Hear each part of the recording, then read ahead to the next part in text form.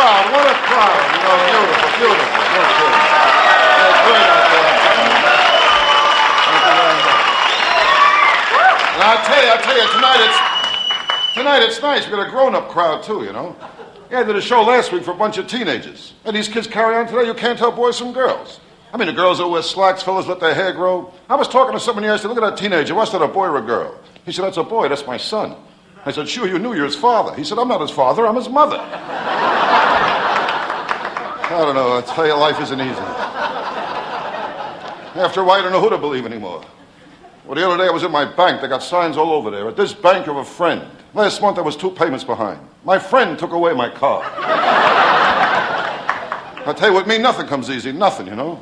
Well, last week I saw my dentist. Not a beauty, my dentist. I said to him, can you put in a new tooth to match my other teeth? He put in a tooth with 4 cavities.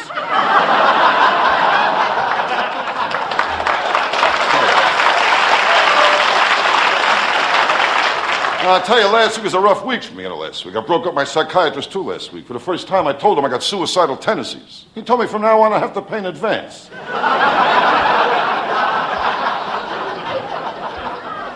Well, the first time I saw a psychiatrist, I felt like 2 cents. I was a kid. I said to him, Doc, can you help me? All day long, he's thinking I'm ugly. He made me lay in a couch, face down.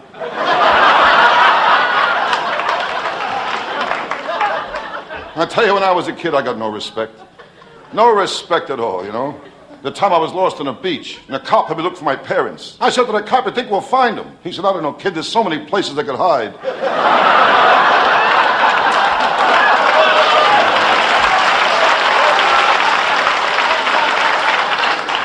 And when I was a kid, my old man, he didn't help either, you know. The time I asked my old man if I can go ice skating on a lake, he told me to wait till it gets warmer. I'll tell you, sometimes I can't take it no more. Well, today I got 2 kids, and that's rough, too, you know. You can't talk to kids today. My boy's birthday last week. Had a little party, brought out the cake. The kid blew out all the candles. I said to him, hope your wish comes true. He said, if it does, that's the last time you'll watch me blow out candles. A smart kid I got, you know. Like the last time I took my kid to Coney Island, I asked him if he wanted to go in a crazy house. He told me to save my money. We'll be home soon.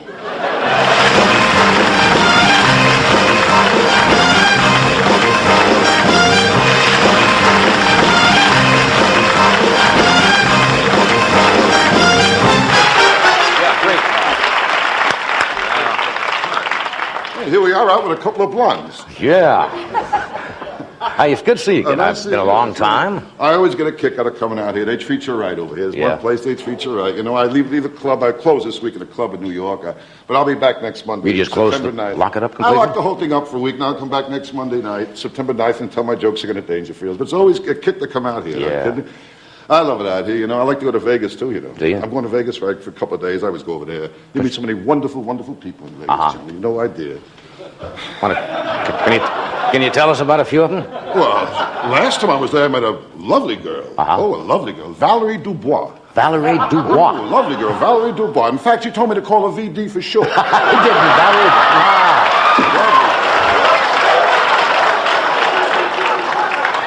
Wonderful people out in Vegas. Yeah, really nice. Oh, Vegas really swings. They got the gambling there, the big hotels and nightclubs. Oh, that's what big nightclubs they got there. So it isn't really so different than the places I worked when I broke in. You know, tough places. You work in the little joints, right? Oh, I work tough place. You know, places like Rosario's Rocket Room. You know. Rosario's Rocket Room. Tough. Dominic's Atomic Bar and Grill. Oh, that was another one. Sure. Oh, Dominic, he was tough. He was tough, Dominic. Tough owner. During the show, he used to yell at the acts all the time. Yeah. Then one night a guy was singing, "Why was I born?" He yelled out, "Not to sing!" You know. That's a real heckler, Dominic. Bad news, I tell you, show business, you got to get the breaks. You got to get the breaks, Johnny. I would guess so, yeah. I never got the breaks, never. Really? When I was a kid, I never got the breaks either, never. This has been following you all your life, you mean? I was rough when I was a kid. Yeah. I was a kid the first time I had my picture taken. The pony threw me. Another one I should have. You got to try him out of town, right? You can't bring him in. Take him on a road to you. Take him on a road. You got to break him in. So you get the feeling you wasted your whole life. I don't know. It's not easy. I got no respect the day I was born. Really? No respect. The doctor picked me up and smacked me. I found out the nurse, she got a few in too, you know.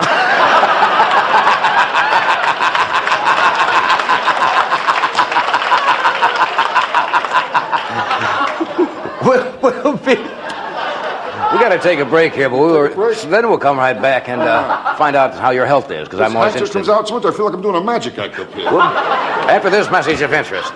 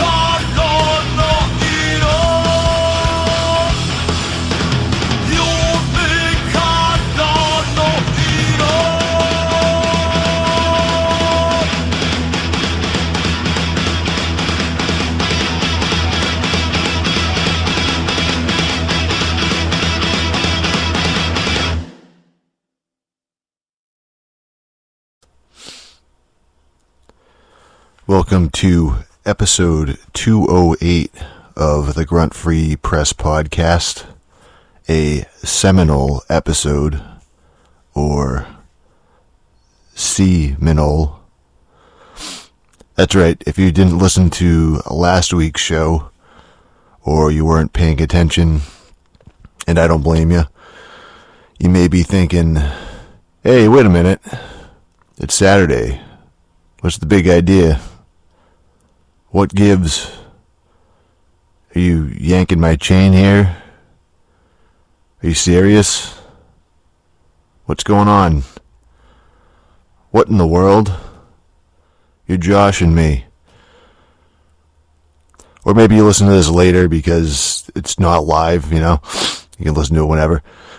And you didn't even notice, but it is Saturday as I'm recording. The sun is shining. Roasting and sweating with no airflow coming through this room. Can't breathe, which has very little to do with what day of the week it is, but you know, I'm just complaining, I guess. But yeah, this is my new tentative schedule, unless I come up with a better method, I guess. But you know, so I'm starting a new job. Tuesday used to be my Saturday, but now my Saturday is Saturday, if that makes any sense. But regardless, here we are, and I'm still absolute deicide. I'm still loosely affiliated with www.gruntfreepress.com. Speaking of which, I was going through some old reviews there, and I clicked on one of my I was just like a fucking review for Platoon on NES.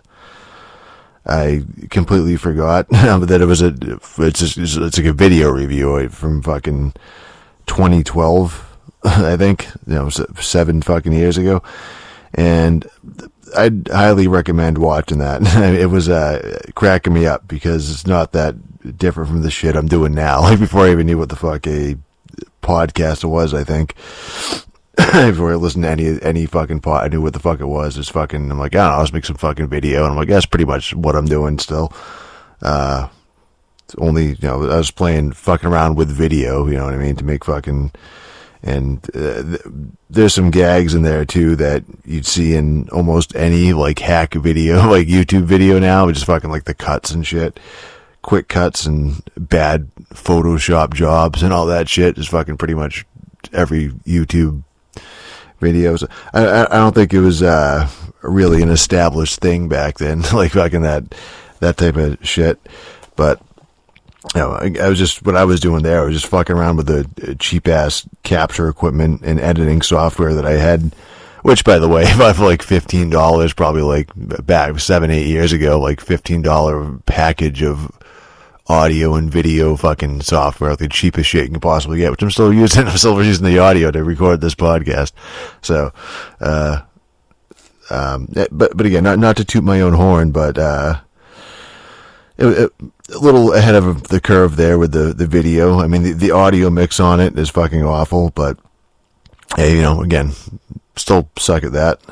What I'm trying to say is I never change at all, and neither does the email address for the show, which is still podcast@gruntfreepress.com. Along with this surprise, I guess, episode, I had some surprise H.P. Lovecraft in my life recently, and that's the best kind, really. The surprise Lovecraft is better than planned Lovecraft. Something like that. I don't know. The Sinking City, that seemed to just kind of come out of nowhere. I mean, I was aware of the game. I knew it was a Lovecraft game that was made by Frogwares, the guys who make the Sherlock Holmes games. There's been quite a few of those. The newest, there's been a million Sherlock Holmes games. The Frogwares ones, I don't know, probably like 15 years or so, like those have been going on. But yeah, nobody, I do like those games, though. The Sherlock ones that I've played from those guys, I think are pretty good.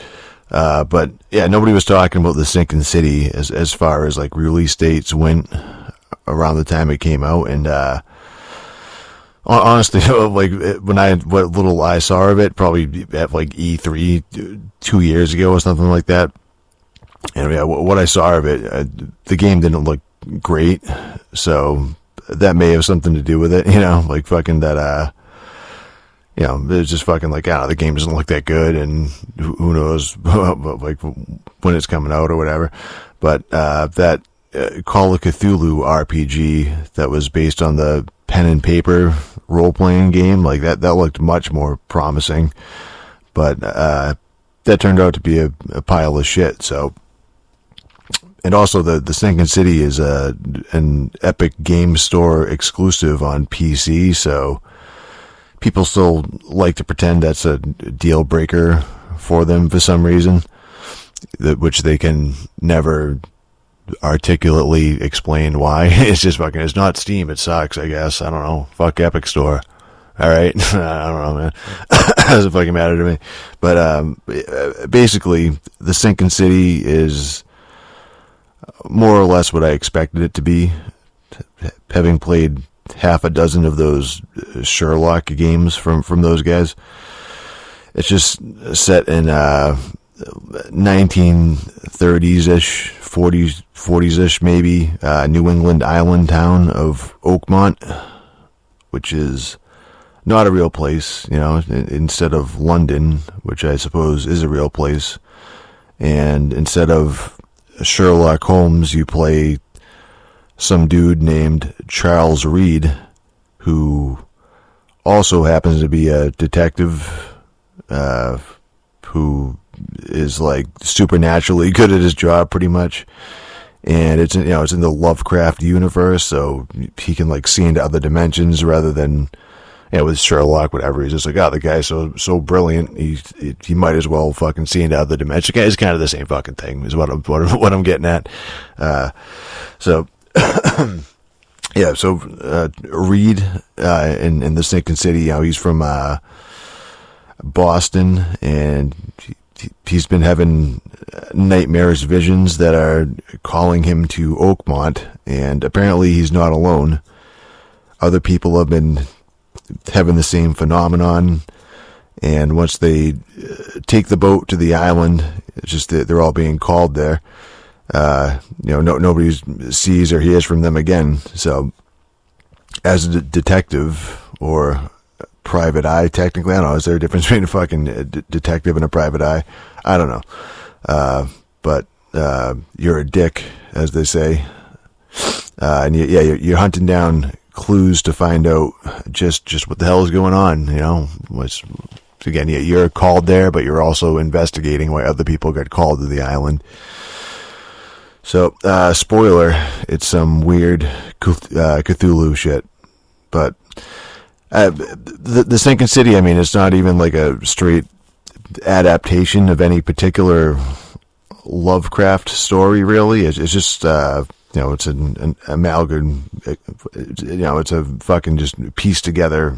It's like an original, almost fucking like fan fiction story set in the Cthulhu mythos or Lovecraft written universe, whatever you want to call that, Lovecraftiverse, which was encouraged by fucking Lovecraft. So there you go, for people that fucking take his ideas and do their own shit with it. So that's kind of what the Sinking City is. So Oakmont itself is it's a neat idea that fits in there well, in that world. There was an event that happened to the city called the Great Flood in the 1900s, I think. So half the city's underwater, like it's literally being taken back by the sea. It's just, streets will just end and then drop off into the ocean. So to compensate for all the water everywhere, the citizens built docks, and there's these like communal boats, like motorboats, to get around the flooded city, the flooded streets and shit. And as I go on a dock, there'll be a boat there. You fucking just grab it and boat to the other dock. So there's also all kinds of other weird shit happening. It's not Innsmouth, it's not like the famous fucking Innsmouth fucking city, like coastal town, like this is its own thing. But, they still have like half man, half fishmen walking around, and they're referred to as having the Innsmouth look, or the Innsmouth fucking disease, they call it, where they look like fucking fish. They have like scaly skin and bugged out fish eyes because their mother fucked a fish. That's the true story. Like that is the fucking the Innsmouth horror from Innsmouth or whatever, something like that. Whatever that story is. No, it's because their mother is literally fuck fish. So the population in Oakmont, it's full of half naked dudes walking around with tribal tattoos and all over their body, and people who look like shaved apes, and there's cultists and doomsday preachers and masked thugs who beat up minorities. So it's a lot like Portland, Oregon. I think it's funny, and the developers, the fucking Frogwares, they put the KKK there in a New England town. Like there was a serious problem in the fucking Northeast United States with the KKK ever. I don't think that was a fucking Southern thing. I'm pretty sure. I think Frogwares is from Czechoslovakia or something like that. So they very well could be ignorant of American history. They don't understand that we Bostonians we're racist. Yes, definitely. But we're racist in like a funny, jokey way, and H.P. Lovecraft kind of exemplified that. He had a cat he named Nigger. Like, that's hilarious. It's pretty funny. that's the New England racism. Just good old time, good old yucks and laughs for everybody. So I was really worried the sinking city was gonna suck dick early on. It seemed like it was gonna be fucking terrible. Well, I mean, actually, at like the very start of the game, it looks like phenomenal. Where you're still, you're on a boat, and then just as soon as it gives you control, you step off of the boat, and the graphics are real, like atmospheric and like moody and shit, and you can see like barnacles climbing up the walls of like the buildings in the city, and there's some nice fucking Silent Hilly fog effects, and the town's. It's just like you see like, oh, there's gonna be like crazy. There's just like instant fucking insanity with all the freaks fucking roaming around, and if you see they'll fucking you'll walk past an alley, you see two of them like beating each other up and shit, getting in a fight, somebody mugging somebody, and I'm like, that's pretty cool. Like, the city seems like alive. There's a lot here. It looks fucking awesome. And then you see like newspaper salesmen trying to get you to buy a paper. It's like, oh, it's gonna be like alive, almost like a Grand Theft Auto, like Lovecraft, GTA, fucking Innsmouth, all these fucking like you see like fish stands everywhere. People are selling fish. It's just like, oh, this seems like a pretty cool fucking city they built. Cool world they get here. It seems like really alive and almost overwhelming of how much stuff is going on as soon as you walk in there.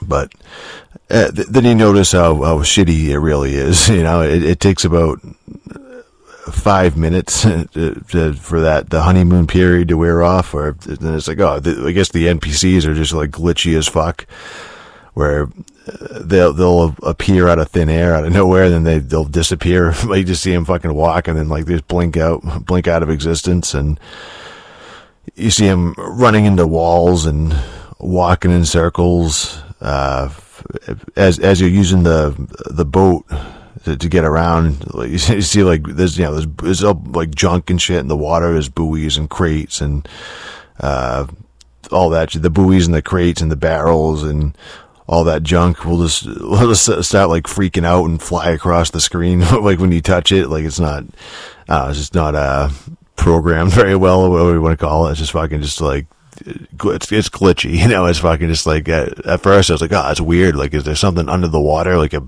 monster or some shit that's gonna get me? And it's like, no, it's just glitchy. The fucking, you know, it's like Jaws. The buoy's just fucking bobbing up and down and fucking shooting across 50 feet across the fucking lake or, you know, across the ocean.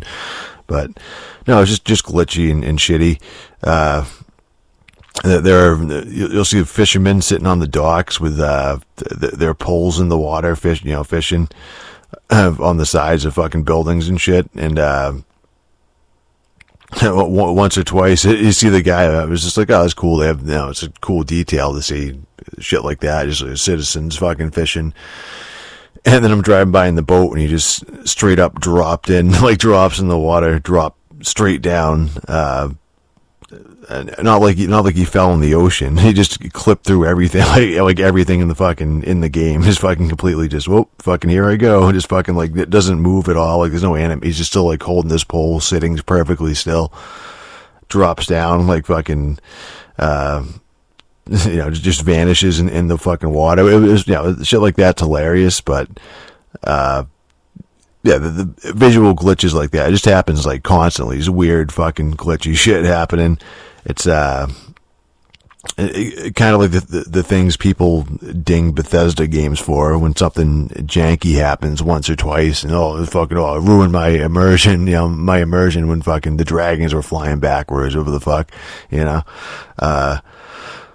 But here it's just like constantly. That's just how it is. You're always going to be seeing shit like that. That's just the default when you're walking around the streets. It made me wonder why they bothered making it an open world when they clearly don't have the technical expertise to make it not fucking broken at every level, you know. As far as the NPCs go, anyway, you walk 10 feet in any direction, you'll see something fucking retarded, and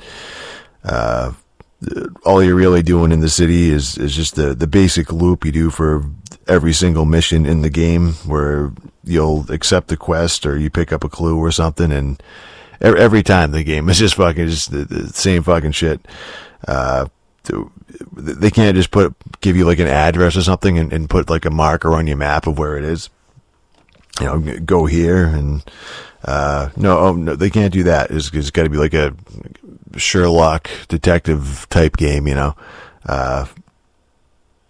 So instead, they give you a general area where the house is. They give you like the district, and then they'll tell you what street you're looking for, and then like the adjacent streets, you know. So it'll be like where you're trying to go will be like, oh, it's in northern Grimhaven Bay. So on Moreland Street between Clamshell Avenue and Smith Road or whatever. So it's like, yeah, like the general area where it is, the street it's on anyway, where you're going to be looking, and like the intersection, you know. So you have to open your map, find those streets, follow the directions, and you have to manually place a waypoint in that area. And then it's just, all right, you just got to walk up and down that section of street until you find like an open door you can walk into. So, you know, it's got you know, he's supposed to be like a detective, like a private eye. You know, he's supposed to be a dick. It's a Sherlock-y fucking sort of puzzle type thing to do to like find the places. I guess it's almost like a mini game in itself, I guess. But again, every fucking time, like no exceptions at all. They can't just straight up give you a marker or something and just fucking every time somebody mentions a place to go is fucking, that's what you have to do. Although, sometimes there might be like an extra step to it, like you'll get a clue that it'll be like an underwater diver you're looking for, like a specific person you're looking for. Like you have to find his address, but you don't know the guy's name or something like that. So they'll give you clues about that. You know, it'll be like, oh, an underwater diver who had a newspaper article written about him recently. So, you have to stop by the news building first to search through their archives and go through like the newspaper archives. And it's not really that difficult. You just put in like the terms that they give you, for whatever the clue is of the person you're looking for. It'll be like occupation. I think there's only like 4 different categories you have to pick from. It's like occupation, current events, like local news or something like that. And then then it's like, all right, and then I'll pull something else up, a short little article, but then with the directions on, but then it's the same type of fucking directions where you still go into the map and you have to put the marker there yourself and figure it out. So yeah, it was pretty early on that I fucking just like recognized the pattern of like, oh, I'm just doing the same loop over and over again. Again, every time someone gives you directions, the same fucking, like the same wording almost too of, oh, he lives in blah, blah, blah district, and it's just like the same fucking shit. There's no deviation from that, like at all, ever throughout the entire game. And then once you find the location, where you're supposed to be going, number one, there's maybe 3 or 4 different building layouts for the most part. It's just, if it's going to be an apartment building, it looks like every other apartment building you've been in. And if you go to like, a mansion, it's a mansion. Like, it's just like a straight, like prefab copy and paste mansion. Like the floor layout's the exact same. And number 2, all you're really doing is just walk. Once you get inside, you're walking around the fucking rooms and waiting for prompts, like a prompt to pop up where you can interact with something. You find like a letter to read or a blood stain to investigate. It's basically fucking, it's just like pixel hunting. It's just pixel hunting 101. Like that type of like adventure detective type thing where I just gotta find some clue. It happens a lot where it's fucking, I'm missing like one clue and I don't know what the fuck it is. So you're just walking along every fucking wall, just like waiting for something to pop up or whatever. And then there's the combat, which is not great. So, the monster design is pretty good from like a design perspective. There are little hand-looking creatures, wild beasts, they call them. It kind of look like fucking facehuggers. These melted humanoids that'll rip their faces apart and spit at you. You get like these things with no legs that jump at you, and then these big fat monsters that will shake the ground and just start like charging at you straight on. There's like a couple variations of each of them that'll, it's like, oh, this one's blue and it'll like expel smoke and, make it so you can't see. Or this guy, once you get him down, he'll fucking like explode afterwards and shit, shit like that. So monster design, as far as it's like, oh, that's pretty good. Like they did a good job with that. But when you're fighting them, they're dumb as fuck. They get stuck on walls and clip through doors and shit. A lot of the time, you can just run up to them and start smacking them with a shovel. It's fucking like, I don't know. It's like they have like the same pattern or whatever. Those fucking like, oh, this guy's gonna leap at you for. He's gonna sit there for 2 seconds. You can like, fucking hit him with a shovel and kind of back up 2 feet and he'll leap at you and like not fucking, it's just like certain patterns that are real easy to, once you get them down, they're pretty easy. I was dying a lot early on because when you do get hit, your health drains super fucking quick. And it takes a few seconds to use a med kit. It just like the animation to do it just takes a while. You gotta hold the button down for a while before it kicks in. You get your health up. So I was dying quite a bit. And I think the game would be a fucking disaster if it punished you for dying, but, luckily it's not a big deal when you do die at all, really. They just fucking spawn you right back into your last save, I think. And the game auto saves every few minutes, so it was just fucking, I've never had a problem with fucking like, oh dude, I died and, it sent me back, like, I don't want to do this shit. It's like, no, if you died in some building, there's like pretty much checkpoint you like right before you enter the building. So not a problem at all. It's just good. I wasn't looking for another fucking pathologic here. And yeah, the sinking city does kind of remind me of Pathologic a little bit. You get these fucking you get this twisted, confusing town you're exploring, and you're talking to weird people, and everything is kind of offbeat. Only the sinking city is playable, so that's good. To make combat easier, you do gain like experience points for killing shit and collecting evidence, and the skills you buy really, they're not really that interesting. It's not a fucking, I wouldn't even call it like an RPG or anything. It's just like you're buying buffs or you're buying just skills. You can like increase your max health by like 10%, and then like the next step of that is like 20%. Or like, you'll take less fall damage, which isn't even really a fucking issue in the game at all. It's like you're fucking doing like jumping places and doing like platforming. It's just like, you might take a shortcut and like jump out of a fucking window rather than like go down the stairs or something like that to get outside. But it's not fall damage isn't really an issue. But hey, they give you that option.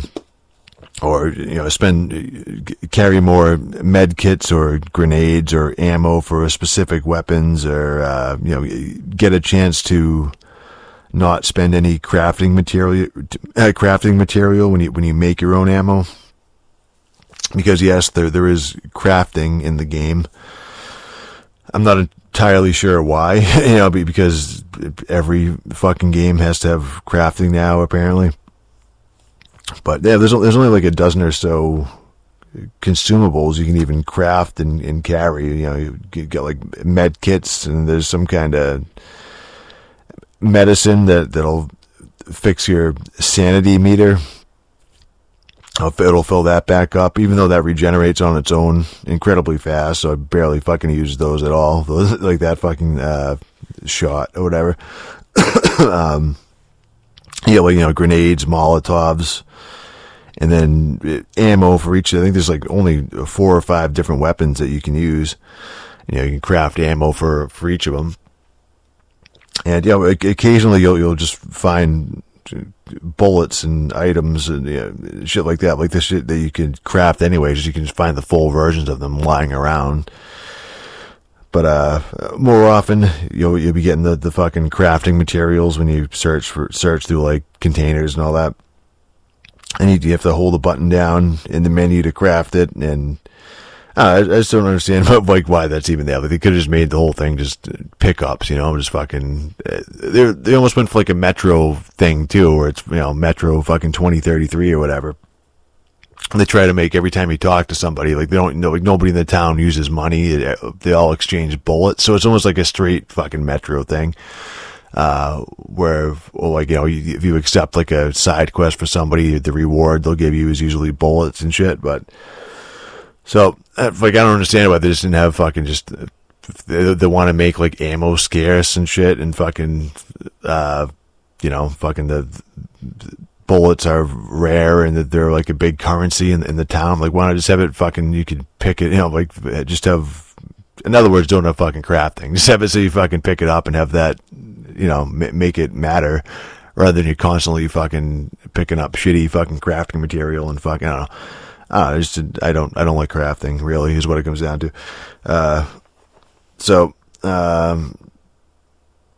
That's the loop, of the game, really. You get clues, you mark a location on the map, go to the location, search the place for clues, follow the breadcrumb trail, follow the money, and the money leads to Cthulhu monsters, aka the Jews. There's also some side quests that you do, but those follow the exact same fucking formula too. And the game is about 25 hours long or so, by the way. So if you want to like do all the side quests and all that shit, so you can understand why after half a dozen hours or so of doing the same shit, once that formula becomes apparent to you, I was almost convinced the game was garbage. I'm like fucking like, oh man, I'm just doing the same shit over and over, man. This game sucks. But you have to stick with it, because it's all about the story and the city, as you would imagine, the sinking city, and based on fucking novels and shit. So, yeah, you just have to kind of stick it out for the narrative. I think it may have fucked up in my written review for it and referred to it as an adaptation. I even think I said that earlier, fucking 20 minutes earlier. I called it an adaptation of like Lovecraft stories, but it's not though. It's it's original. It's just pulling from the entire fucking work of Lovecraft, like bits and pieces and themes and shit. I could easily fix that in the review, in my review, but I'm not going to. So, you've got the main story where, Reed is diving in the water and finding ancient artifacts and religions, and he's one of the chosen, not the Jews, not the chosen people, that are prophesized to end the fucking madness that's gripping the town of Oakmont and shit, and or he's gonna destroy it, or maybe he's crazy, like maybe the whole thing's in his fucking head. Maybe he's going nuts from being in close proximity to all this shit, as usually happens. Then there are those short, contained stories that you can investigate, and then they have like fucking demons and golems and vampires and ghosts and fucking vigilantes and gangs and shit. It's like these little one-offs that you can go check out, do like the side missions aside from the main story. And it's just over time again, where you're just fucking like, oh, this is kind of the same shit over and over. But after a while, like you start like fucking like getting, it's like, okay, well, this is kind of just fleshing out the city and the citizens, and you're learning the town's history by like going through all these fucking things. Even if you're just fucking picking up notes and reading little fucking newspaper clippings and shit. It's just after a while, it's just kind of, it's like, okay, you get like the vibe and shit, and it just kind of like falls into place as you go. Yeah, you're learning the map actually. So it's like, oh, this sucks having to fucking just keep looking, like searching for. At first, it really sucks. You don't have any like fast travel options opened up, and you have to like look and stare at the map and like, where the fuck is this stupid street? And after a while, you just start learning, looking at the map. You're looking at it so much. It's okay. I know exactly where this district is. I'm pretty sure I know that's like a major street I'm always looking at. So you just find it and get used to it. Where at first I was thinking the open world, having the game open world was a terrible idea.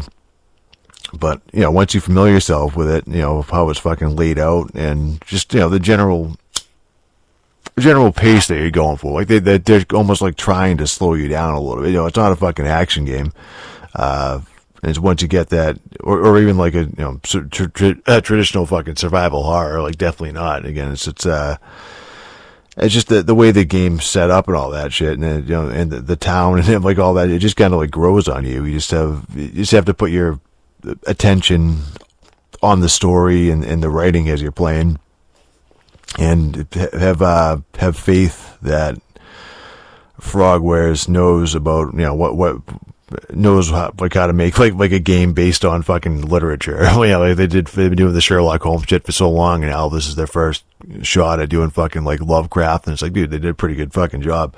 A lot of the Sherlock games are like that too, where it's if you play them at first, it's like, this game's fucking low budget and shitty. At first, it's always gonna be your first impression, and it's fucking like, this game seems like it's gonna be garbage, but then everything just like wraps up at the end. Like everything will tie up, and it just fucking, it's like, oh, well, they're going for this story. Like they kind of like save all the best shit for like the end, and you just kind of have to go through it. And the sinking city is basically fucking Sherlock Holmes versus the tentacle monsters. To steal from, I think I just stole that from myself because I wrote that in the review. But I'm not gonna let a mediocre fucking pun, or I don't think that's a pun, mediocre observation go to waste. Take a break. Man, is it fucking hot during the fucking day, with the fucking windows closed and shit. But we'll soldier through. If you just happen to tune in late tonight, I guess they're Miss Doris Day, Carol Wayne, and we were just listening to the trials and tribulations of Mr. Rodney Dangerfield as a youngster. Sometimes I think you're putting me on, but you did come from a rather Oh, I had a very bad rough, background, very rough didn't childhood. you? I was a lonely kid, too, Johnny. Oh, Yeah, was I lonely. lonely, Very huh? yeah. Even in the park, I had no friends. Really? I remember the seesaw. I had to keep running from one end to the other. That's lonely. That's sad. When I grew up, I was lonely, too, when I grew up. Yeah. I couldn't get dates with girls. Girls didn't? The trouble with girls, they go for a guy with looks. Everything is looks, you know. Yeah. But this thing's more important than looks. It's underneath what counts. Soul, depth. Right. That's what's important, not looks. Now, how many times take a walk in the street, you see a tall, handsome man walking arm in arm with a short, fat, ugly girl. I never saw that. Did you Never ever see saw that at all. Never saw that. I thought I saw Probably had no soul or any depth there or anything. No, at but all. looks don't mean nothing. Man, I got a niece, an ugly girl. She got married. She's happy. She married an ugly guy. Right. And today they got two very ugly kids. Ugly kids, yes. In fact, they're all so ugly in a family album. They only keep the negatives. I'll tell you what's more important than looks is love. You got to have love. Love is and important. I got plenty of love in me, Johnny. That's Plenty the of. I main love thing. a lot of things. Love. I love sports. I love music, and Right. one of my kids. How many kids you had? I got two kids. I love my Yeah, kids. you know, I know love my that. kids, of course, but our boy gives me trouble lately. Did really? He's at the age now he copies everything. He sees something, he copies it, you know. This kid imitates everything. Yeah. That's why we got rid of the dog. No, they're very impressionable at that The age. peculiar feeling was your son standing there with one leg up. Yes, I know what you mean, of course. No Great offense. But But I mean, to get rid of the dog, I was just kidding around, that's all, you know. how's your health? Are you in good health? Health, very good, very good. There's no love in the house. That hurts my No health. love in the Oh, house. sure. Oh. Excuse me, we weren't ready to go to health yet. I I didn't know that. I see. You know, Okay. sure, there's no love in the house, you know. Ah. You know, my wife's the easiest person to get along with, you know that. Yeah. Oh, my wife, you kidding? I can tell you stories of my wife sometime. Yeah. Or else we'll have a few drinks sometime, I'll start talking. Really? When I drink, I talk, you know. I didn't- My wife's a cold person, Johnny. Oh, Cold. I'm sorry. Well, her side of the waterbed is frozen. Very cold person. I never got love when I was a kid either. Yeah. My brother got the love. You know, because he was much neater than I was. My room was messed up, but didn't care. My brother's room was in order. His towel was lined up neatly, combs, brushes, hair lotions all in the right place. So what did it mean? What is he today? He's an attendant in the men's room. It didn't mean anything.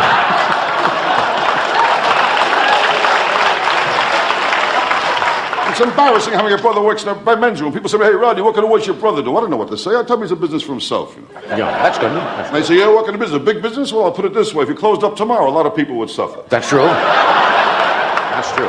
But the whole thing is, you want to be happy, do the work you like. That's what you're going to do, the work you like. Yeah. That's important. Do the work you like. And my friend, the doctor, Dr. Vinny Boombach. Ah, yeah, how is told he? me How is the doctor? the Good most doctor. important thing is never take your work home with you. A lot Don't of take guys, your work they home. take their work home with them. Right. There's a guy, my neighbor, a traffic cop for 20 years, Johnny. Can't forget he's a traffic cop. Takes his work home with him. It's ridiculous. Makes love to his wife. He tells her to pull over. Yeah, that's bad. That's bad. That's what you mean. It's very bad. No idea. But as long as you have your health, I suppose Health that's is the the main. most important thing. You know that, Johnny. Health. I mean, you just mentioned before, but tennis. I mean, you got to cut out tennis for a while. I But do, tennis yeah. is very good. When you get back in shape, play tennis. It's very good. I don't play tennis. I can't play tennis. Why's that? I'm not the tennis type, you know. Yeah. Tennis, you got to be rich and come from Connecticut, you know. Hi, we're taking Dad's car. That's Deuce. You know, I can't. Doesn't fit you. Now, but tennis is good. That's how you lose weight. You know, you burn up energy, you lose calories that Right. way. Doctors say all kinds of exercise is great. You burn up energy, you lose calories. I mean, in fact, doctors say when a man makes love to a woman, he burns up energy, he loses 150 calories. I made love to a girl once, I lost even more. I lost 150 calories, my watch, and my wallet.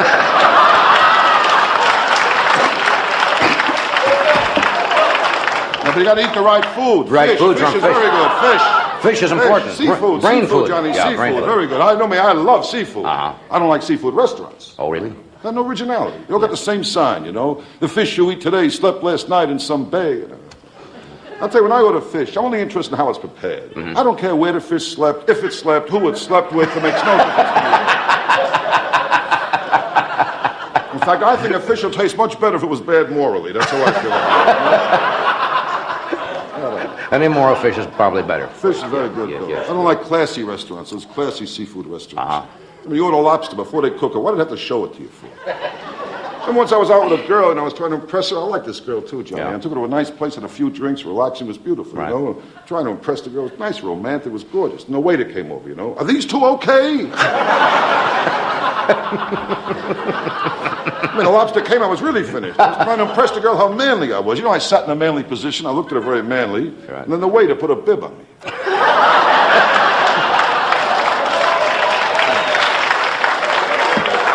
I don't like classy restaurants. You don't like classy I restaurants? like to eat home. Home. Home, I don't have to worry about a tie and a jacket, nothing. You know, you want something else, no big production with waiters. You open a refrigerator, I see what's around. Right.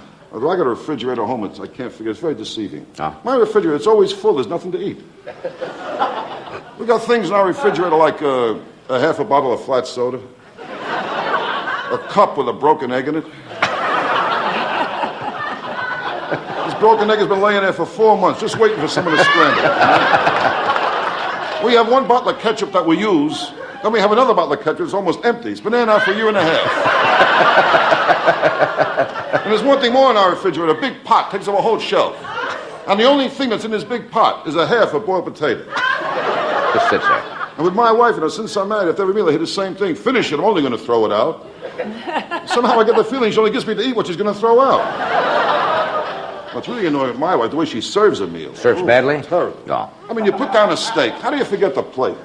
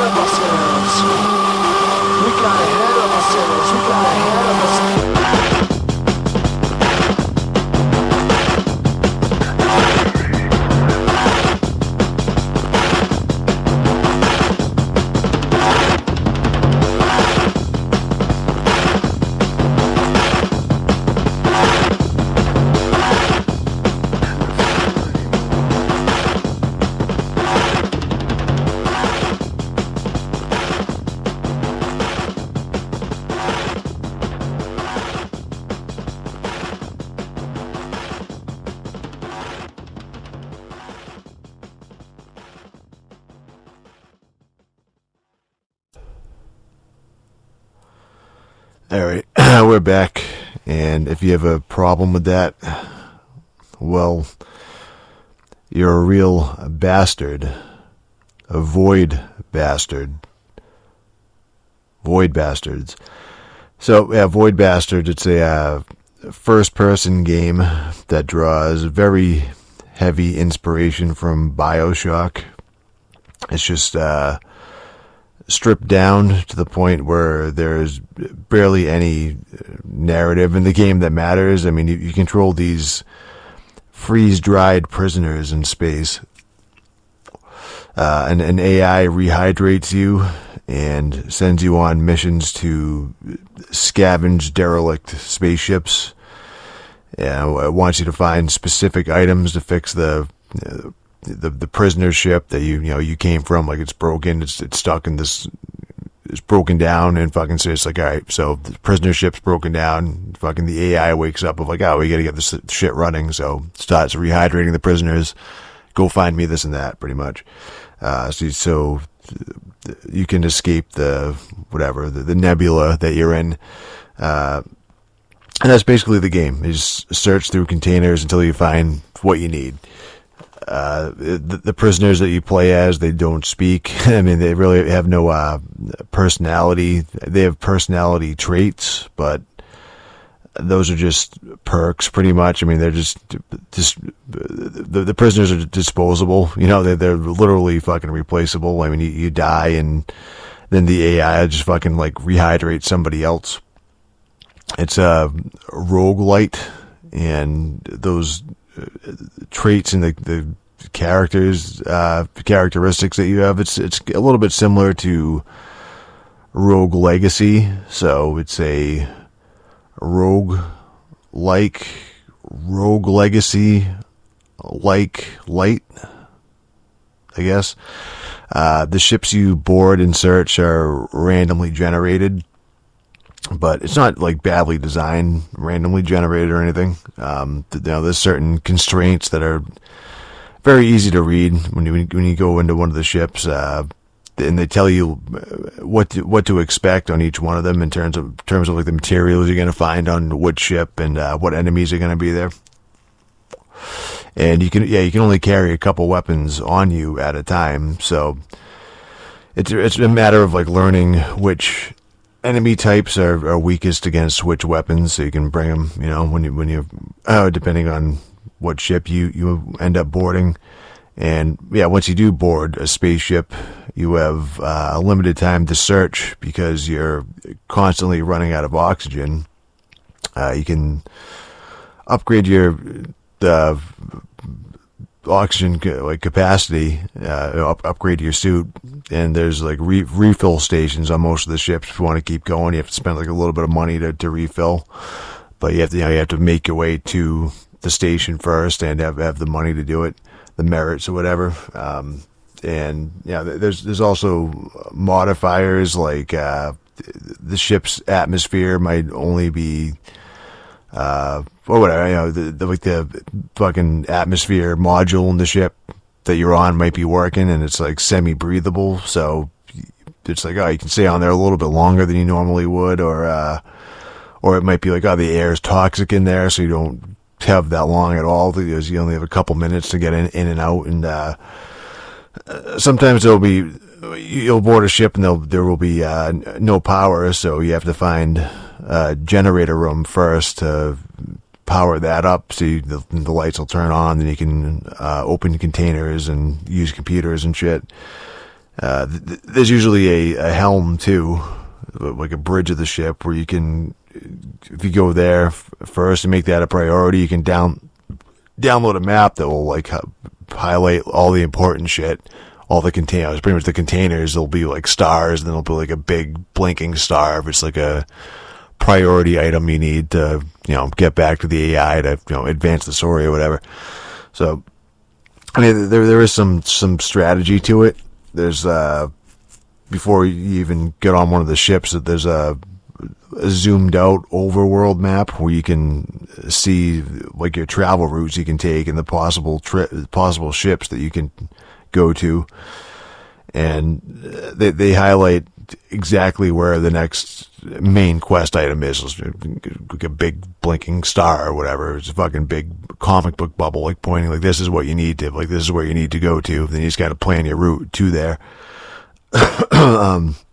But each time you do move, like each move you make, it burns fuel on your ship, and you eat, you use food supplies on there, so those are limited. So you're balancing stopping on like random ships to fucking stock up on the shit that you need, food and fuel and all that shit, as well as like the crafting materials, because of course, once again, there's crafting in the game. But at least at least it makes sense here in a game about just the entire game is you're just going around collecting junk, you know? So that's what you're going to do. You're going to use that to craft certain shit like upgrades. And when you do that, once you build something that'll help you out again, like a fucking armor suit to fucking, you can take more damage, or the upgraded oxygen tanks or whatever. Whenever you build shit like that's persistent, like it'll carry over. If you're prisoner that you're playing as will die as the new one comes back, and it's like, oh, you still have like that shit anyway. So I mean, and you will, like, inevitably you're gonna die. Like I said, it's fucking just not that huge of a deal as far as fucking the rogue genre goes, or you get to keep a lot of shit. The vacuuming up of everything you can find, and the shooting, it's fine. I think it's okay. It feels very light, rogue-lite. It's just more of a tool at your disposal as you're working on all the other systems. You can try to stealth your way around all the enemies and try not to be seen and whatever, but I never bother doing that. I mean, that's something you can theoretically try, I guess. You can hack turrets, and then they'll turn friendly rather than waste ammo fucking shooting them, provided you have to have the proper tool. You have to have made that and then brought it with you. And I think that's like an automatic thing, like a suit upgrade almost. You can shut and lock the doors behind you, so that'll make it harder. If you're getting chased by enemies, you can just shut, the door will shut, and then there's a little panel, you can lock it so that they're not going to be able to get through it. That's all, it's all fine. I mean, there's nothing wrong with it. It's just, it is kind of like a breezy, easy game, like as far as like that genre goes. You're going to fucking like die a few times, but once you get like the upgrades built and you power up your weapons, you upgrade those. And so you're almost like fucking like unstoppable. It's fucking like, you have like a hard restarter you build, and you have like crazy like health limit and all these like immunities and shit. So it's like, if you have like the upgraded heart starters, like you can just die like 3 times or something like that, and you just come back like right there. Like it's not anything. So I kind of like that as a change of pace, It's like finally like a roguelike game that I played to completion. It's not something like Dead Cells where it's like, I'll play this for like 20 hours. Like I'm just getting tired of like doing the same shit and dying over and over. So I actually did go through complete Void Bastards. So there's one of them I've gone through besides Rogue Legacy now. So yeah, the main draw of Void Bastards is it's just the visuals, though. It's presented as a comic book. The story's told through comic panels, and the interface, everything in the game is in that comic book style. The levels are line drawn. I want to say they're cell shaded, but I don't think that's technically correct in this case. Like maybe the ships are like the ships and like your weapons and shit, that might be considered cell shaded, but anything 3D I think might have that. It was just like, they made it 3D and then put like a filter on it, like a cell shaded filter. Yes, that's cell shading. But all the enemies are 2D sprites, like they're out of Doom or something like that. They just fucking look really old school. There was some game for Mac back in the day I forget what the fuck it was called. I don't know. But it was the dude from KMFDM who did all those covers. he fucking did all like the sprites and shit and like the artwork. It reminds me of that. If I can remember the fucking name, it probably would have been a better analogy, but I can't, and I don't feel like looking it up. So some homework you can do if you're interested. I'm not. I'm just trying not to pass out. It's hot and it's fucking sweaty. So anyway, yeah, Void Bastards. It looks good. That's the thing that made me want to play the game in the first place. And yeah, it doesn't disappoint. The visuals don't. Is that kind of shallow to like fucking be like, I just pretty much the main draw is the graphics, I guess, maybe, but. It's the rest of the game is fine. It's pretty fun. It's good. I'm not going to say it's like a must play or anything like that, but yeah, if you look at like some screenshots or videos and you dig the comic book look thing, and you like shooters, specifically if you like the scavenging elements of like BioShock. So yeah, Void Bat, it's a decent game. Like I had fun playing it, you know what I mean? For however many, 15, 20 hours, 15 hours or so. It's fucking, this is fine. It's good. Which is a lot more than I can say about Dustwind, the game Dustwind. In the same way you could, look at a couple minutes of Void Bastards and think like, I get it. It's like BioShock, and you'd be correct.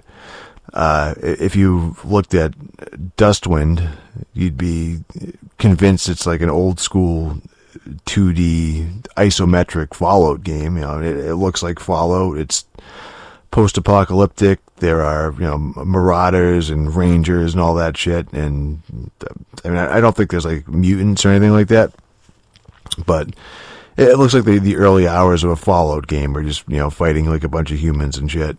And, I'm fucking looking into the game, and it's like, dude, it sounds a lot like fucking like Fallout, where it's like, you just bring a squad of these customizable party members that'll level up and make a squad and go out and kill bad guys in the wasteland. But there's little to no story in Dustwind, but it's like, whatever. So it's more like along the lines of Fallout Tactics, maybe. And it's like, I'm still on board, dude. I'd fucking play that, sure.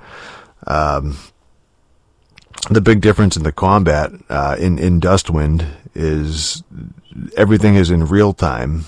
There's still like skills. There's all like the RPG shit where there's still like skills and weapon specializations and your percentage to hit. And I think even they have like called shots and all that. But it's not turn based. I'm still like, whatever, man. It sounds good to me. It's just gonna fucking just be like a faster version of Fallout combat. Okay, yeah, sure, whatever. I'll have to adjust to it, but surely it'll make sense. Like, sure, it won't just be a fucking nightmare. They'll compensate for the real time combat. It'll be okay. You know what I mean? So I do the tutorial for it. And the game seemed like fun. Like everybody in your squad just attacks automatically. So you just get them into range and they just start shooting or whatever, meleeing or whatever weapon they have equipped. It's like, as soon as they're in range of somebody, it's like they just instantly just fucking start firing, and that's that. So I'm like, all right, man. I guess it's like a similar system to what the Jagged Alliance games use, but I've never fucking played those, so it's like, this is all new to me. Kind of like, I've never seen a fucking system like this, where it's just fucking like, it's just like, again, it's still kind of like Fallout. We just move people like as soon as they get into range, like that's it. You don't have to like fucking do shot by shot or anything like that. I went through the tutorial stages, no problem. Like, all right, I think I got it, dude. I think I got the fucking basic idea here. I could fucking do this. Still seemed like it would be fun. And there's literally no campaign to speak of in Dustwind. It's just a list of maps you pick from. And, it's just, you choose your squad, pick a map, choose your squad, and they just fucking drop you in, and it's just like, all right, go, just go clear out the map and go kill shit. I picked the only map that said the difficulty was easy, and I'm like, all right, pick a squad, drop them in, I start moving my guys around like they taught me to in the tutorial, and then I was like, all right, get a few kills at the beginning, and then just after that, just everything just goes to complete shit after a while. Like, it's like everybody's running out of ammo, and it's like, oh well, we can loot the bodies for ammo, but none of them have like the specific caliber bullet I need for like any of my guns, and I can't take their guns because I'll pick them up and put them on a character, and then they'll have like these warnings of like, oh, there's not a good match or something, or you can't use it, or you're gonna have like all these penalties because nobody's trained in whatever fucking category they need to use the guns properly. So can't do that. I mean, everybody's getting injured. I'm running out of healing items, and trying to just do anything in the game is a fucking nightmare. Like the simplest shit. It's like, yeah, you want to give all like your stim packs to this. You have like a medic. There'll be a person with a high rank in the healing skill, obviously. So you want them to be healing everybody. But just like the act of swapping items between squad mates it's like clunky as fuck. You're fucking double clicking these tiny icons and splitting stacks, and everybody has to be like right next to each other to fucking like swap shit out, and everybody's weight capacity is fucking like retardedly strict. So it's just like this constant micromanagement struggle where you're exchanging shit, and it's like, oh, I'm getting too heavy now, I gotta drop shit on the ground, and I just can't stand that. Like every fucking 2 feet, I was fucking just like moving forward 2 feet and then stopping, fucking with everybody's inventory for 10 minutes. And it's like, all right, I think I got it. And then like, oh, another 2 feet, I got to stop because, again, now I'm low on this kind of ammo and this guy's hurt, and it's like the same shit. And I'm trying to loot these bodies, and it's just it's a fucking nightmare. And then again, this is like the easiest level. I'm just like, dude, this is already fucking aggravating me. Then I'm getting into these situations where I'm being like as cautious as I possibly can be, but I'll round a corner, and then like some cunt will be up on like a second floor of a house shooting at me. I can't even see him because of that shitty isometric perspective where you're supposed to use like the mouse wheel up and roll it up and down to like switch floors, but it just like doesn't work half the time. And I fucking, even like knowing he's there, I mean, like, okay, there's a guy there. I'm like, if I'm like replaying the level, like, okay, there's a guy there up on that second floor. I know he's there. I'm gonna like try to like just sneak, get the camera up to the second floor so I can see him, and then fucking, move my guys forward and see what I can do. And just like, I don't know, dude, I don't know what the fuck. Just, again, you don't have like direct control over the characters. They just like do their own thing, kind of. So it's like, nobody's bothering to shoot them. They're just sitting there getting their fucking face blown off. And, or it's like, oh, well, I'll have them run past that guy and try to get up the ladder and like walk up, go up to the second floor. And, and then fucking like as soon as they get up there too, it just the animation of them getting off the ladder like takes too long. It's like, oh, and they just get their fucking brains blown out fucking anyway. So I don't know. Like some of this shit is again, is like the very beginning of the first level is fucking like, dude, what the fuck, dude? Like this is so like insanely frustrating, and it's just so clunky to try to like get these fucking assholes to do what you want them to do. Or there's like a turret off screen somewhere, and one guy will take a step forward, and it's like, oh, he just gets chewed up by the turret. That's fucking instant death. And then try to send, it's like, all right, so I know that's there. Try to send somebody like the other way around it, or what looks like would be like the only safe way to go to get to it, and like fucking like, oh, nope, just fucking turret sees them again, they die, and don't know why. Like I can't see why. It's like, dude, it's just fucking like, what the fuck is going on here? Don't know what the fuck I'm doing wrong, but it's like, dude, I just couldn't get past the first fucking level of the game. Like I tried. I mean, I gave it a fucking honest shot. I spent about 2 hours like doing this, like just playing this fucking level and using like different squad makeups and taking different loadouts. And I was like, I'll go slower. I'll go faster. Like try to like run past shit that's like giving me trouble, and try tossing grenades at people, try planting mines and luring them to me, and double checking like every setting and fucking like stat description to see if like I'm missing something, but I just can't fucking do this. Like, I have fucking no idea. Like the general gameplay is just completely. Again, tutorial was fine. I thought I understood it, and then fucking getting the game is like, this is just a fucking mess. I have no idea what the fuck is going on.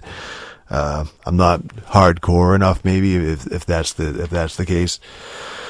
If anybody can actually play Dustwind, and more importantly, if you can play it and you enjoy it, I don't know, my hat's off to you, I guess.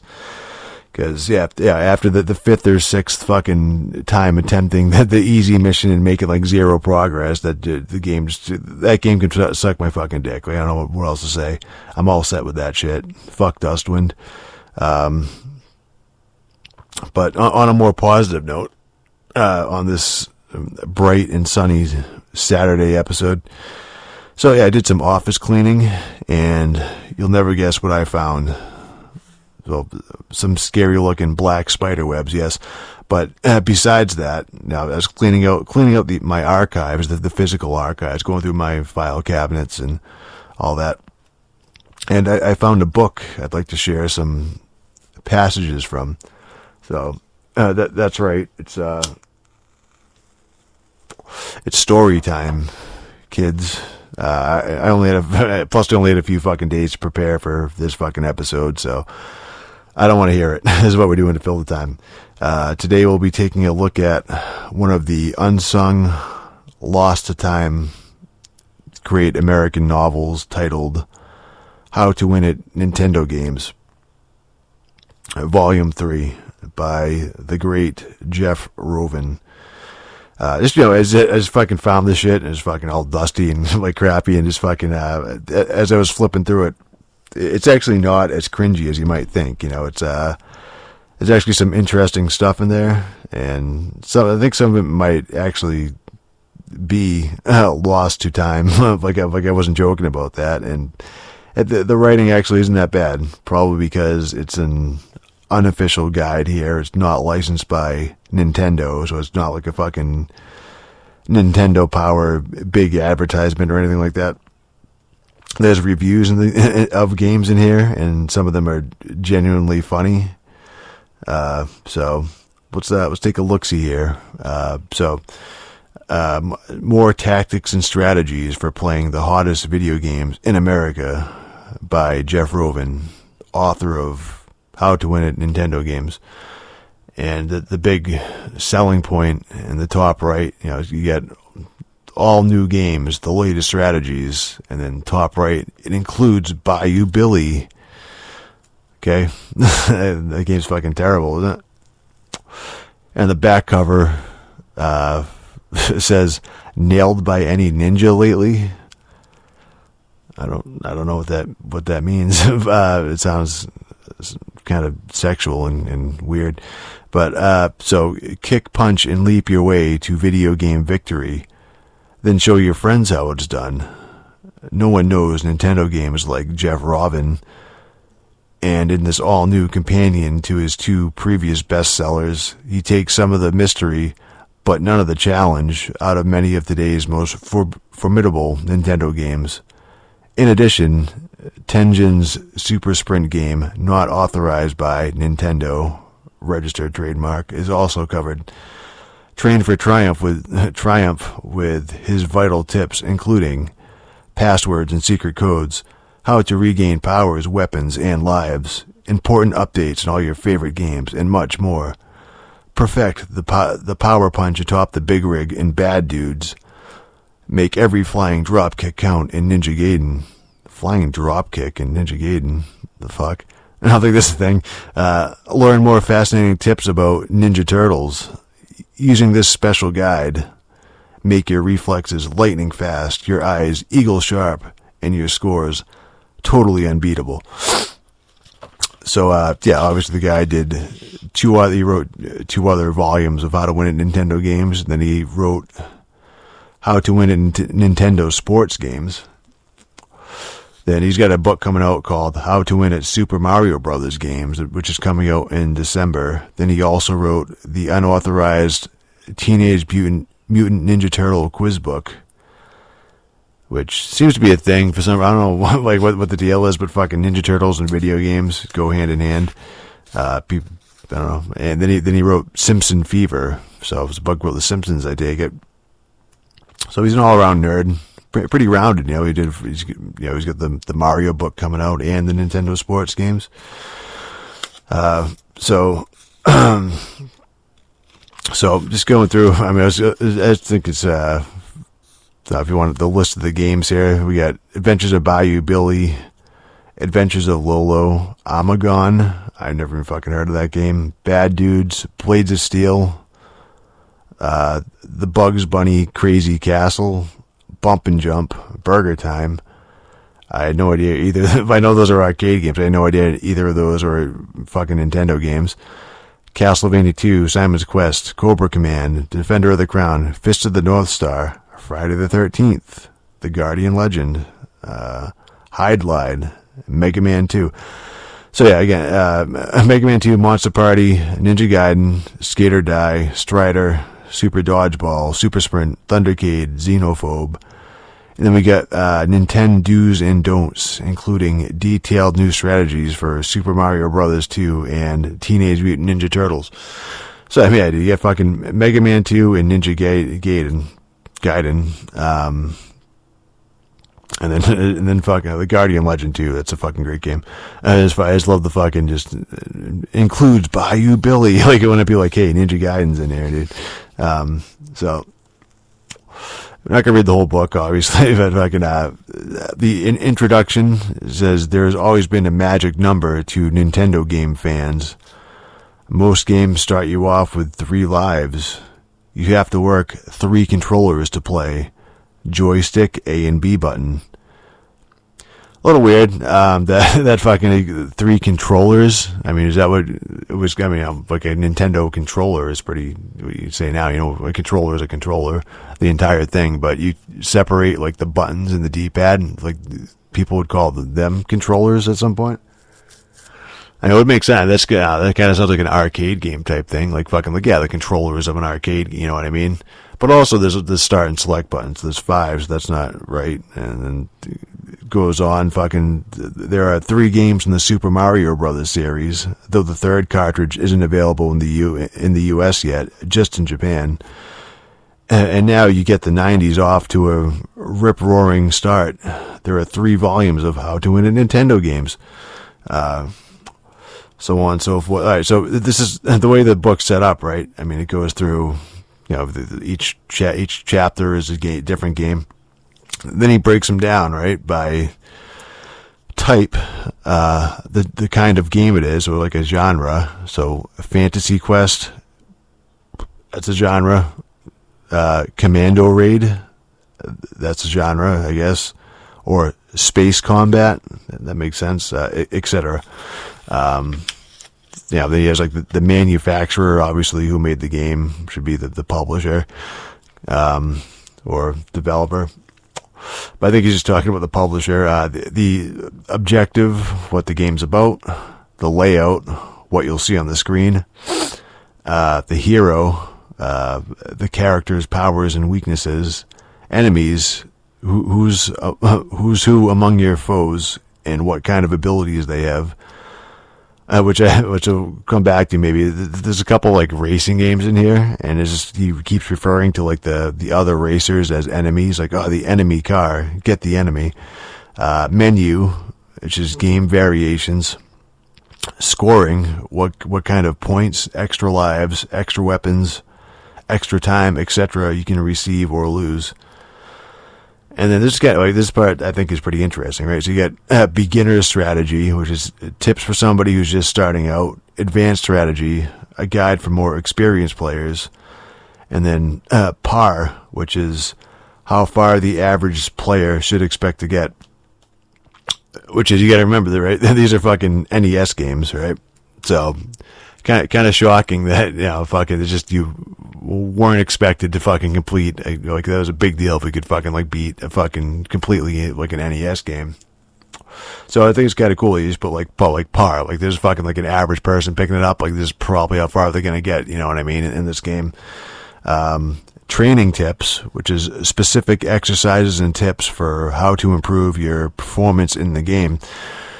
So that's almost like a lot of the time, like the training tips is it'll just be like a challenge run, like what they call like a challenge. Like it's like, oh, do you play fucking Dark Souls, fucking, level 1 only or shit like that. So it's kind of, again, nothing new. Like this is like they were doing it back then. And then rating, right? Which is basically his review of the game. If you're thinking of buying or renting the cartridge, this section will tell you whether or not it's worth it. Grades are A, B, C, D, and F. And then he breaks it down like an IGN. I don't know if they even do that anymore. Like, the challenge, is the game easy to master? Again, that was a big selling point back then, is how challenging it was. Graphics, are they eye-popping, or could you do better with an Etch-a-Sketch? Sound effects, does the music sound orchestral or like a kazoo? Does that car engine sound like a mighty V8 or a toy from a cereal box? So, yeah, whether you're reading this book with your Nintendo Entertainment System turned on or while driving in the car on a long trip to Grandma's, turn the page to scale new heights of video gaming excitement. So, again, you go through, like chapter by chapter. We're not going to go through all of them. Fucking, Bayou Billy, for example. The genre of Bayou Billy is swampland, shoot 'em up, and race game. And then, manufacturer Konami, then blah, blah, blah. Objective, because lawman Billy has been hurting the operation of a smuggler, Gordon, the gangster kidnaps Billy's girlfriend, Annabelle. As Billy, your latest bit of crime busting is to make your way through the countryside to Gordon's plantation where Annabelle is being held. Again, fucking layout, blah, blah, blah, hero. The enemies, scoring is, people cared about points back then, fucking, it tells you, you win an extra life when you collect 20,000 points in every 10,000 point plateau thereafter.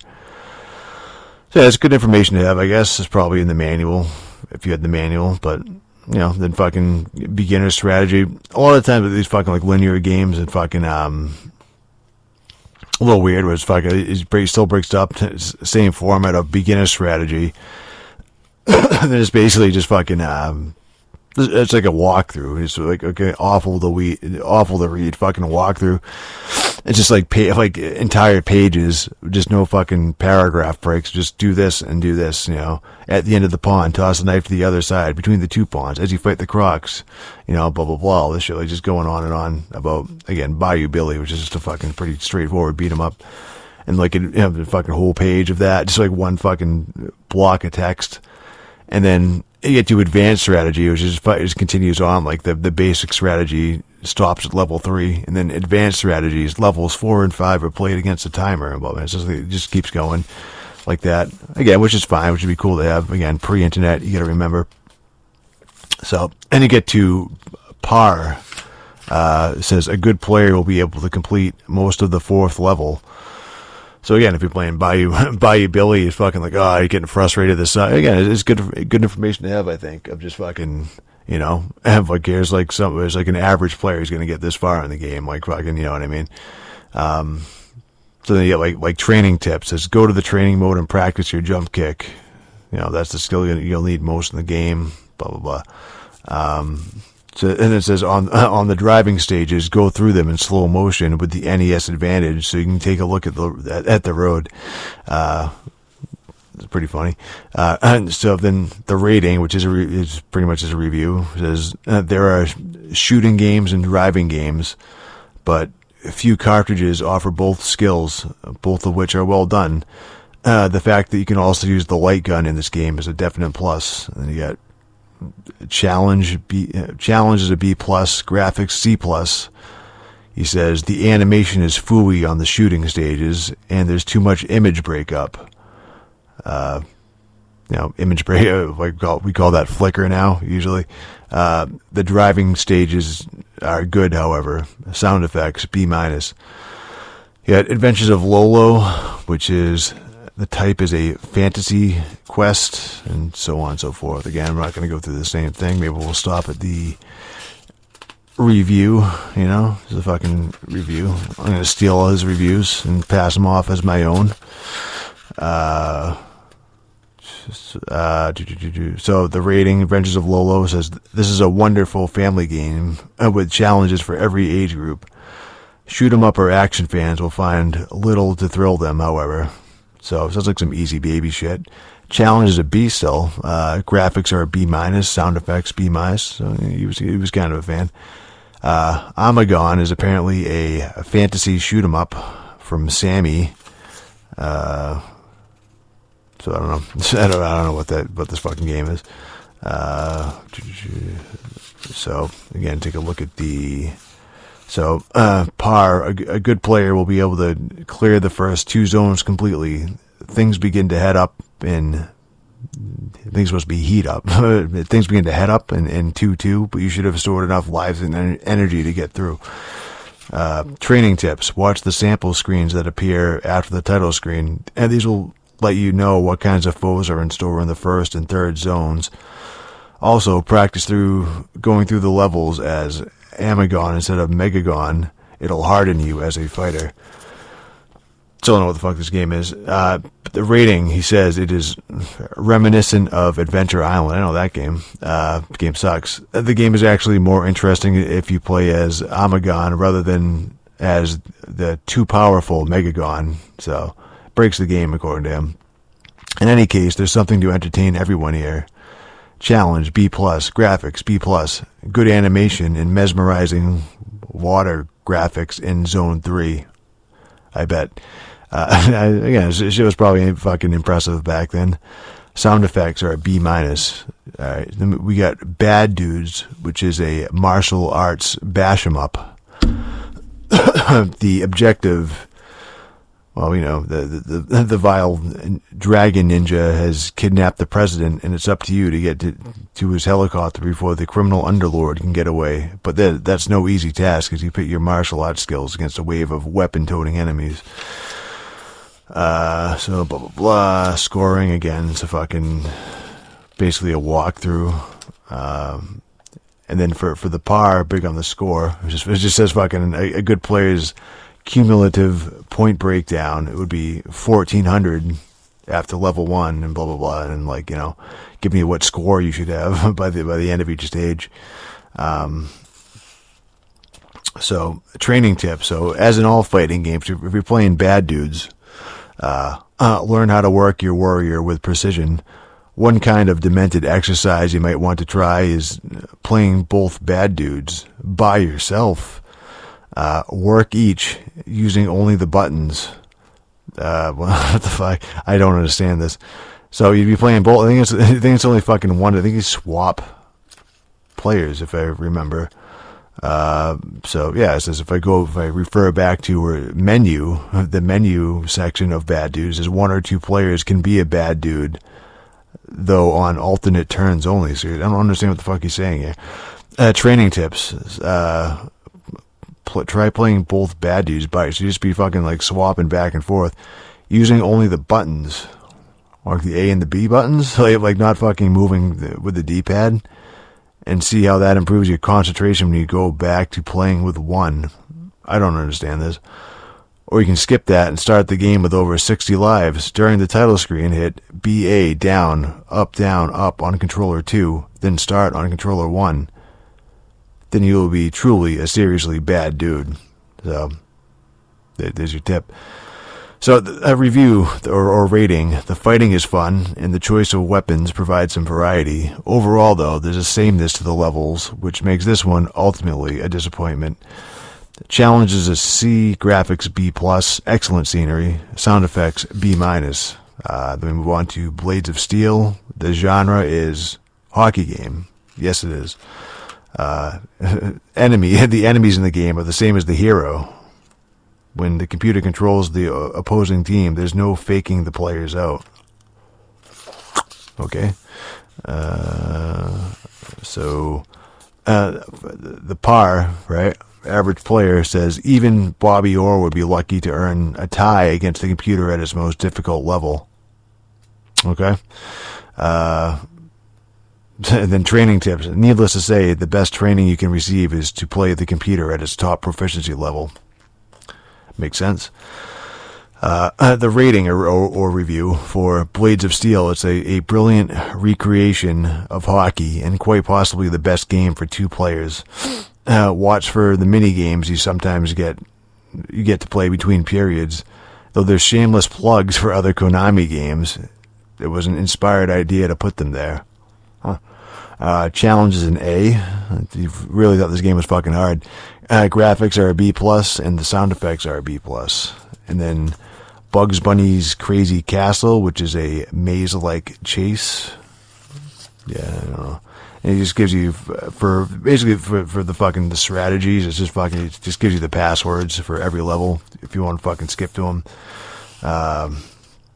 The rating is like Mickey Mousecapade. This is an ideal game for the entire family, though experienced players will find it somewhat simple. The graphics are charming and it's still enjoyable.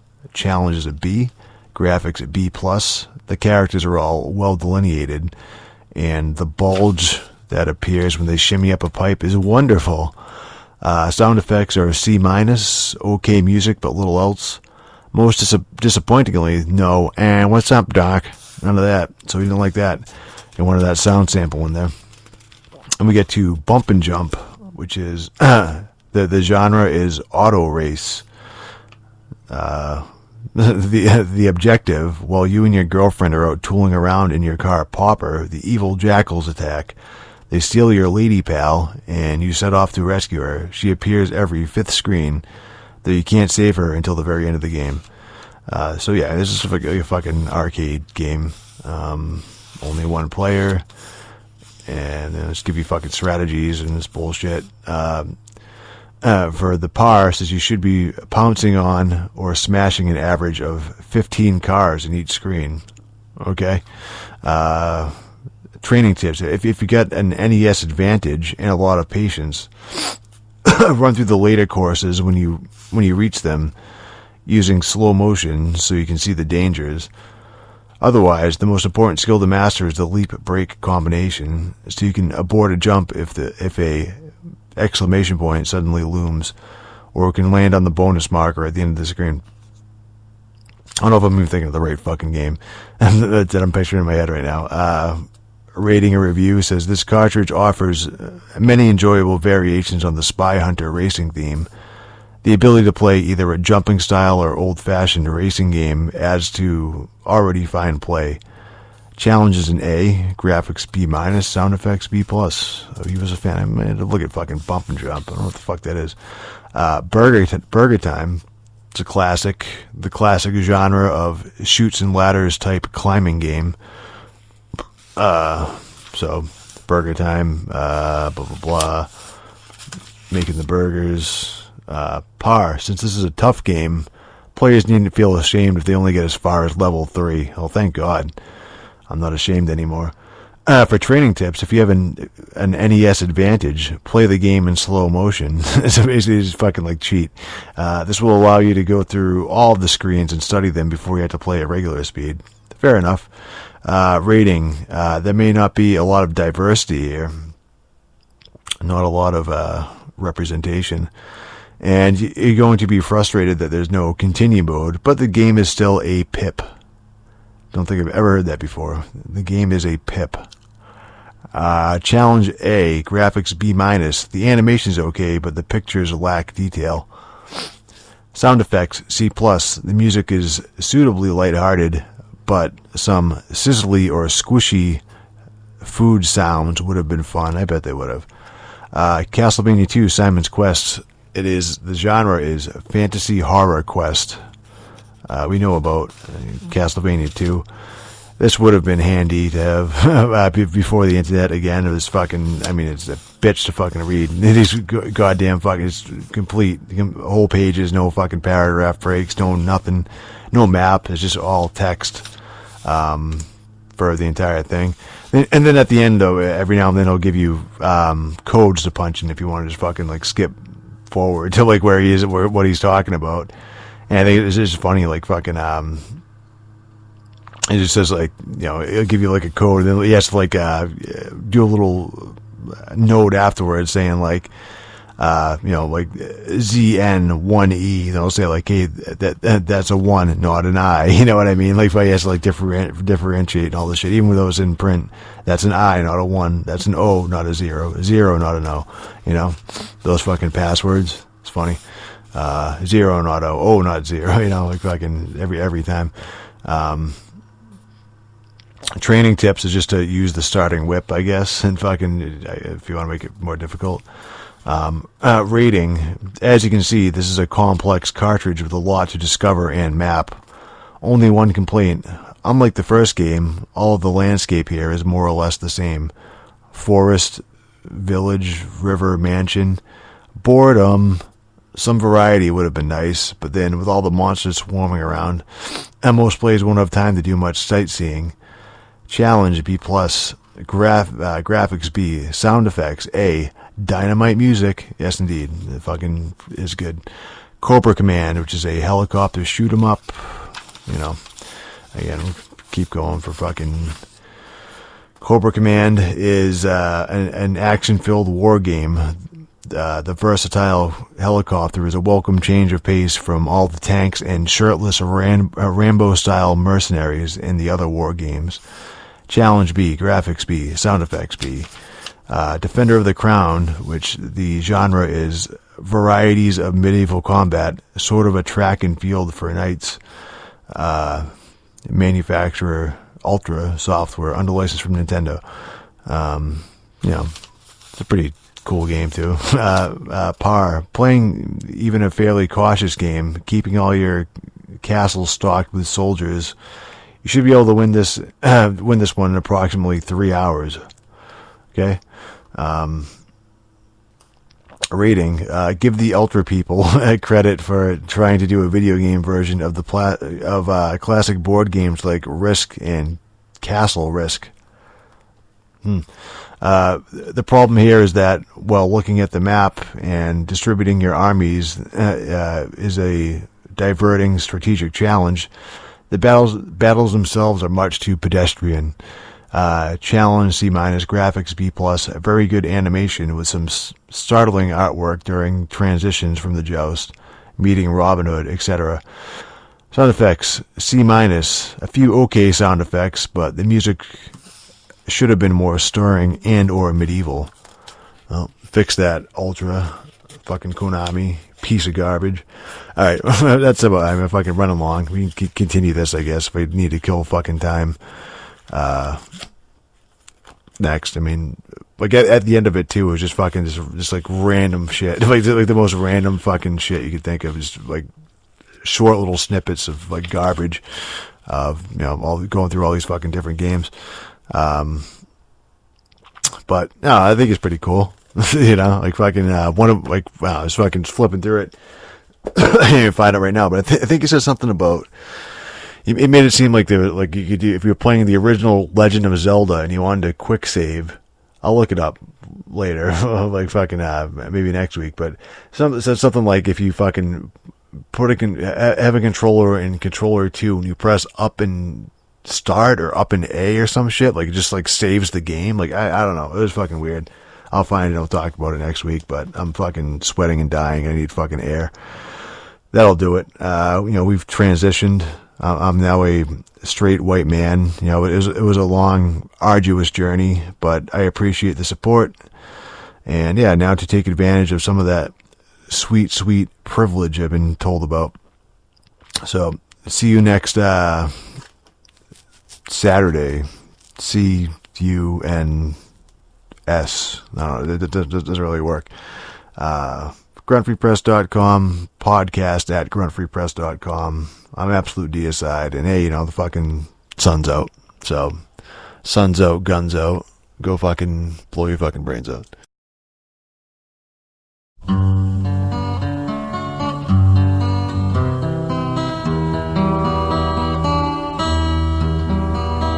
Well, you've got your diamonds, and you've got your pretty clothes, and the chauffeur drives your cars. You let everybody know, but don't play with 'cause you're playing with fire. Your mother, she's an heiress, owns a block in St. John's Wood, and your father'd be there with her if he only could. But don't play with me, 'cause you're playing with fire.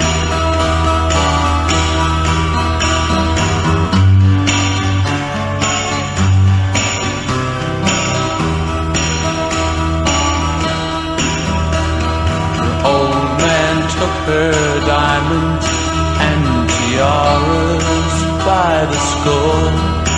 Now she gets her kicks in Stepney, not in Knightsbridge anymore. So don't play with me, 'cause you're playing with fire. Now you've got some diamonds, and you will have some others, but you better watch your step, girl, or start living with your mother. So don't play with me, 'cause you're playing with fire. So don't you play